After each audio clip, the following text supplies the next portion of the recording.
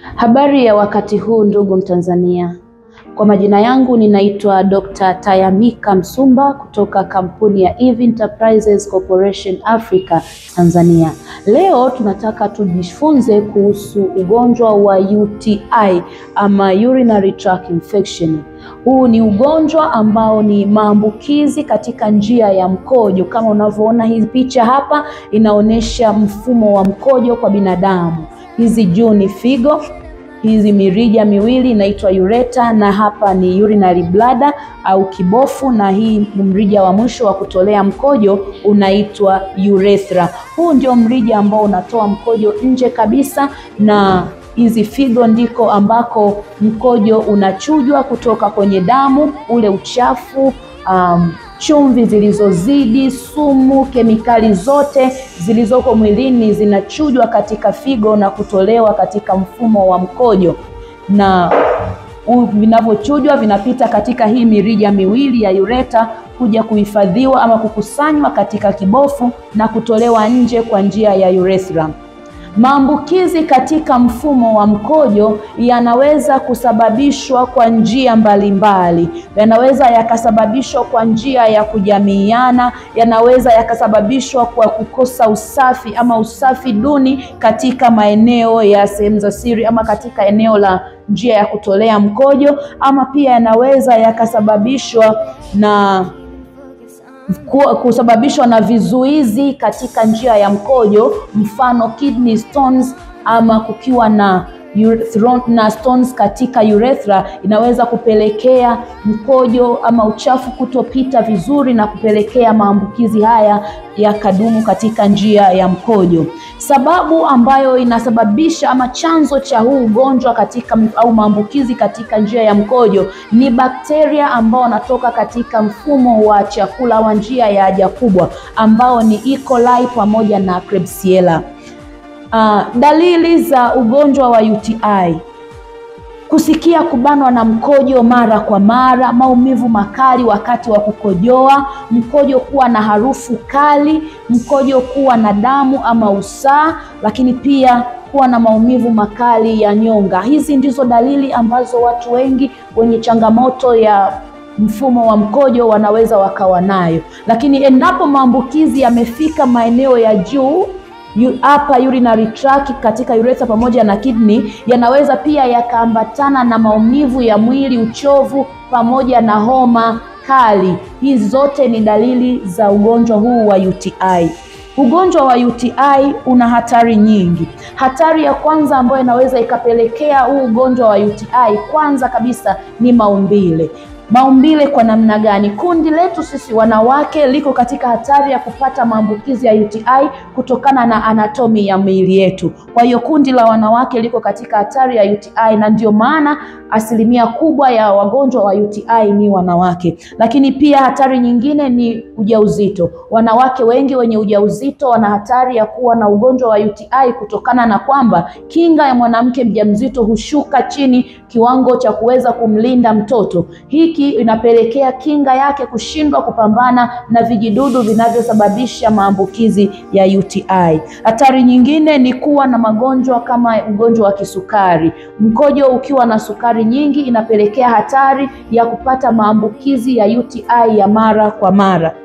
Lakini hatari nyingine ni kukosa ama kushuka kwa kinga ya mwili. Kinga ya mwili inaposhuka hupelekea mtu kushindwa kupambana na vijidudu vinavyosababisha UTI, hivyo kupelekea mtu kupata haya maambukizi mara kwa mara. Na hii inaweza ikawa kwa watu wa jinsi zote, wanawake kwa wanaume. Na hatari nyingine ni kwa wanawake ambao wamefika ukomo wa hedhi. Kina mama ama kina bibi zetu ambao wameingia katika ukomo wa hedhi wana hatari kubwa ya kupata UTI, tena inayojirudia mara kwa mara, kutokana na kwanza kinga yao kuwa imeshuka kutokana na umri, lakini pili kutokana na homoni ya estrogen kupungua kiwango chake mwilini. Tukumbuke kwamba homoni ya estrogen inasaidia kuongeza kinga katika mfumo wa mkojo ama eneo la uzazi kwa mwanamke. Hivyo homoni inaposhuka automatically na kinga katika hili eneo inashuka. Hivyo mwanamke aliyeingia ukomo yupo katika hatari kubwa ya kupata maambukizi ya huu ugonjwa wa UTI. Sasa nini ni suluhisho? Suluhisho tulilokuletea leo ni FC Biosanitary Pad. Taulo za FC Biosanitary Pad ni suluhisho lako katika changamoto za UTI. Itakupatia tiba, lakini pia itakupatia kinga dhidi ya hii changamoto, dhidi ya huu ugonjwa. Kwa namna gani hii taulo inafanya? Taulo za FC Biosanitary zina madini ambayo yanasaidia kuweka pH katika uke kuwa sawa, lakini pia hata mwanaume atakapotumia inamsaidia kuweka pH katika mazingira yake ya uume kuwa sawa. Lakini zaidi ya hilo, madini haya yanasaidia katika kuongeza kinga katika mfumo wa mwili kwa ujumla. Inapoongezwa kinga inasaidia mwili kuweza kupambana na maambukizi ya namna yoyote ile, lakini leo tutajadili zaidi katika upande huu wa maambukizi ya mfumo wa mkojo. Kinga inaongezwa kutokana na madini pamoja na dawa ambazo zinatokana na mimea mbalimbali iliyotumika katika hizi taulo. Lakini kitu kingine katika mchanganyiko wa dawa mimea ambayo imo katika FC Biosanitary Pad inasaidia kupambana na hawa bakteria hatari wanaosababisha maambukizi katika mfumo wa mkojo. Mmea wa sambong, mmea wa cypress pamoja na mmea wa peppermint inatupatia antimicrobial agent, specifically antibiotic, ambayo imefanywa uchunguzi na wataalamu na kuthibitika kwamba inaweza kupambana ama kuua bakteria hawa wanaosababisha ugonjwa wa UTI ambao ni E. coli pamoja na Klebsiella. Usipitwe, usikose kujipatia kinga pamoja na tiba dhidi ya huu ugonjwa wa UTI. FC Biosanitary Pad ni suluhisho lako, na hili ndilo suluhisho ambalo nimekuwa nikikueleza. FC Biosanitary Pad, hizi ni taulo ambazo mwanamke anaweza kutumia katika siku zake, lakini pia ni taulo ambazo zimebeba dawa ambayo inatibu changamoto mbalimbali. Na leo tumeongea habari ya ugonjwa wa UTI. Hivyo mwanamke anaweza akatumia hii kwa ajili ya kumtibu hizi changamoto za UTI. Hii ni taulo kubwa ambayo tunaita heavy duty kwa wale wenye kupata heavy bleeding, na hii ni taulo ndogo za size ya kati ambazo zinatumika kwa wanawake katika siku zao kwa ajili ya bleed kwa wale wenye bleed ya kawaida. Na hii ya mwisho ni panty liner, FC panty liner.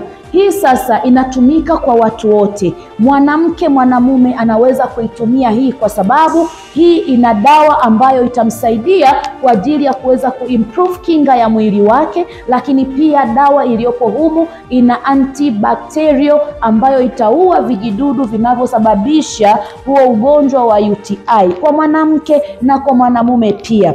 Namna gani unatumia? Utakapochukua hii panty liner, wewe mwanaume unaweza ukaiweka katika nguo yako ya ndani, boxer. Inatakiwa iwe boxer ya cotton ambayo inakushika vizuri, ili utakapoibandika panty liner unahakikisha yale maungio yako ya kiume yanagusa kwenye ile panty liner, ili bakteria pamoja na uchafu wowote uweze kutoka moja kwa moja na kuangukia kwenye panty liner. Na mwanamke ataiweka panty liner kwenye nguo yake ya ndani kama kawaida, na hizi dawa kwa wote wawili inanyonywa kupitia matundu yaliyo katika ngozi pamoja na ule uwazi wa mrija wa mkojo, urethra, na kuingia ndani kwenda kugusa yale maeneo yaliyoathirika na bakteria. Hivyo inamsaidia huyu mtu kuweza kupata tiba na kinga wakati mmoja. Karibu sana Eve Enterprises Corporation Africa. Nikukumbushe tu, ofisi zetu ziko Mianzini ya Juu, Arusha. Hapo ndipo utayapata makao makuu ya Eve Enterprises Corporation Africa. Bila kusahau tunayo matawi maeneo mbalimbali nchini. Tuna tawi Morogoro, CCM mkoa, ofisi namba 77. Tuna tawi Dodoma, tuna tawi Dar es Salaam na tuna mawakala nchi nzima. Hebu tutafute. Najua hizi changamoto ni nyingi sana. Najua tuna binti zetu wanasumbuliwa na UTI. Ninajua tuna watoto ambao tunawashindisha na Pampers na nepi wanasumbuliwa na UTI. Bila kusahau mama zetu wanasumbuliwa na UTI, zinajirudia mara kwa mara. Pata FC Biosanitary Pad. Hauna haja ya kumeza dawa tena. Hauna haja ya kusoma sindano kali tena. Jipatie hii kinga yako. Itaongeza kinga ya mwili, itakutibu kwa wakati mmoja. Karibu sana Eve, tukuhudumie.